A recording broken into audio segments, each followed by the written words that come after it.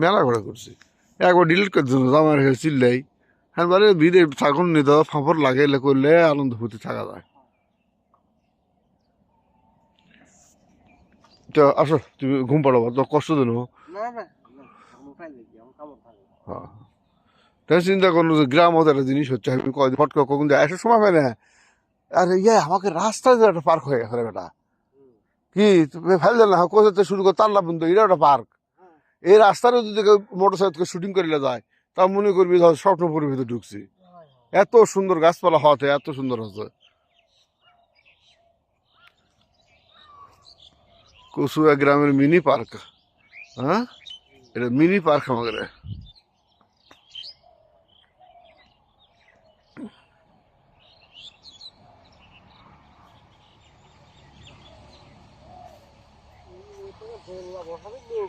হ্যাঁ